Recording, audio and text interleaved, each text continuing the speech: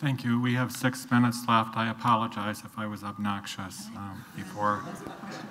Pardon? I'm afraid of something. Yes. Okay. I'll give you the prerogative. Who is calling your friend? Ed Okay, I just wanted to add one note to Louise's answer to Eleanor's question. It seems, yeah, not only is there this powerful guy up there, but he offered us a deal.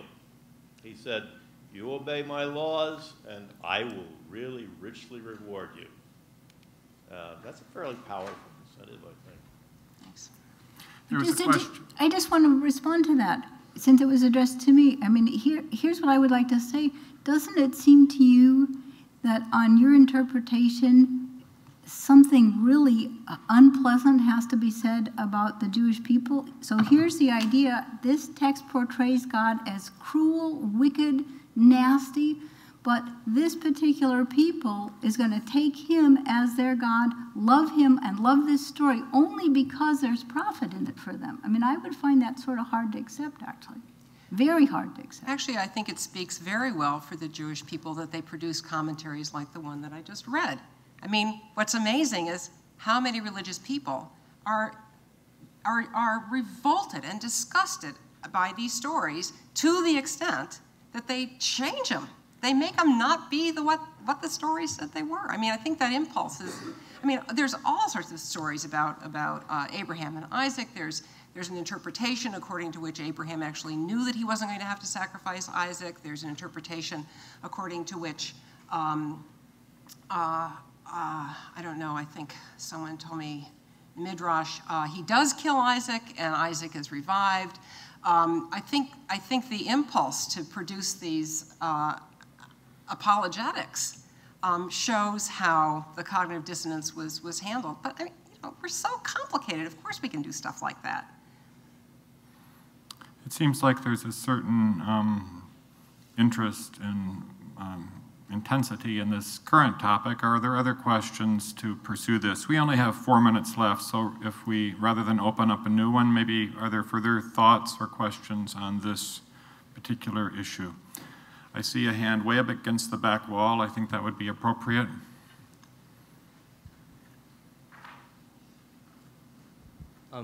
Yeah, I'm sorry if I go off topic. I was raising it to ask like a new question. Is that ahead. Okay? Okay. So, reading through this, the only, I agree with a lot of the just your question. Natural interpretation. Sorry. So you say in one of these paragraphs that God would be evil to create like such a tree and tempt his children, so to speak. And I guess you kind of, I know this isn't a philosophical text, but I feel like you gloss over in that like kind of a timeless topic of why is there evil in the world if, you know, there's this all-powerful, all-good God. And you almost use this question as support for an interpretation or as an argument. And I was just wondering what your, I don't know, conclusion you're trying to draw from just observing that question is. Well, again, I'm not trying to address the problem of evil.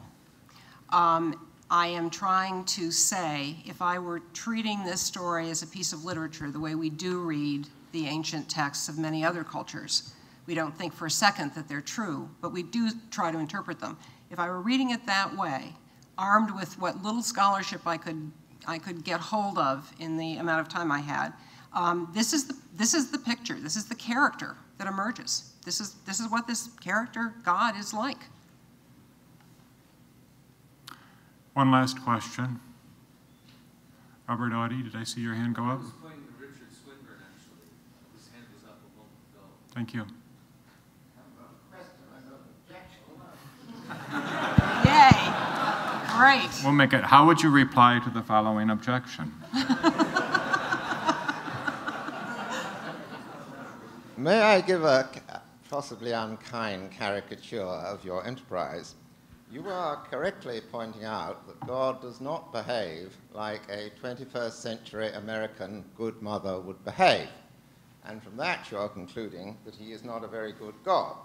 But you must take account of the differences between what rightly or wrongly, what the Hebrew Bible and certainly Christian tradition believes about God, and take that into account.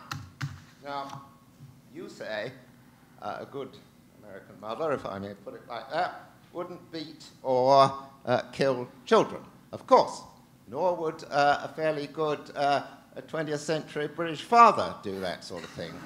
But there are differences, enormous differences. Just a very small one to start with. You mentioned corporal punishment. Now, you said what's wrong with that is that we realize that this, I forget your exact words, but let me tell you what's wrong with it. Excessive corporal punishment. Yeah. I mean, I actually think all corporal punishment, but pin my case on excessive. It would be resented by children and it wouldn't be effective. That might be one thing that's wrong with it. I went to a British public school where corporal punishment was pretty common. And it wasn't resented at all. It was just the way you punished, as it were. If you talked in the dormitory, you were given It wasn't resented? I have some British friends who disagree with you. Well, I can only tell you my experience. Right. I have a very full Exactly. experience of this matter. It wasn't resented. It was just one of those punishments. Indeed, it had the advantage that you got it over with, and that was that. And I think that part of the steam against corporal punishment, and I agree with that steam, is that in general, in most communities, on the whole, it's greatly resented. But I think when we deal with the communities that were concerned with the Hebrew Bible and so on, that wasn't necessarily the case. They would accept that that's just, they deserve punishment, that's the way of being punished, and it was a good guide in future not to deal with it. But more seriously, the point is, God is supposed to be the source of existence of people. You are not the source of existence of your children. They came along.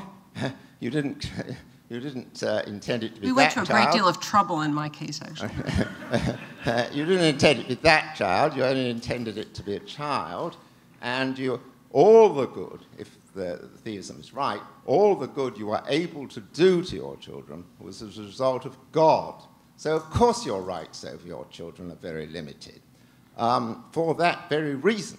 But if you were God and you were responsible for the whole existence of them, you would, you would be responsible for their life. And since you only give them a temporary life, everybody knows that life is a temporary gift. God doesn't wrong anybody if he takes it away sooner from somebody than he does from others. So he doesn't wrong anybody if he kills them, but you would certainly wrong somebody if you killed them because you're not the source of life for them. If God gives, or anybody gives you a gift and says this is a temporary gift and I'm going to take it back sooner or later, they're not right to resent it when you do. And that's therefore God has the perfect right to kill anybody at any time at all. And he therefore, analogously, has the right to tell somebody else on his behalf to do it. Because if I've got the right to do something, I've got the right to tell somebody else to do it for me. And another crucial difference between God and maybe the just American one mother. objection, Richard. I'm sorry? Just one objection. Can I just... Can I respond on that? No. Well, all right. Go ahead. I just wanted to say on Louise's behalf that I wouldn't accept that line of reasoning. I wouldn't find that appropriate to say about God, and I thought somebody like me should say it rather than you. Thank you. That was very generous. Would you like to say something too? No? Shall we let it? Sorry, there was one thing I wanted to say, but I just have 45 seconds to remember what it was.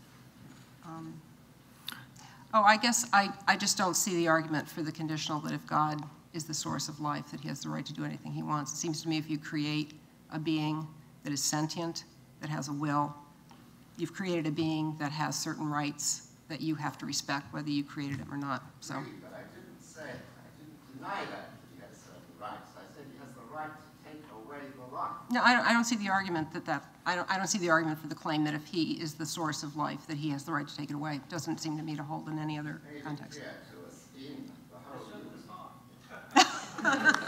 Okay. He didn't make it clear to me. So I'm not to allow exchanges. So I want you to know I treat students and Oxford professors even-handedly. This has given us much food for thought. Let's thank both our speakers.